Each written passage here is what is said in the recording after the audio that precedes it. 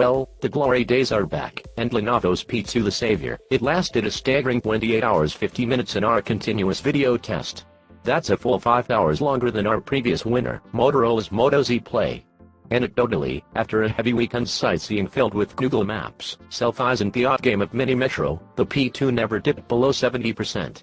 Lenovo achieves this by squeezing a 5100 mAh battery into the P2's metal body. Most current phones are around the 3000 mAh mark, but this isn't a bulky phone.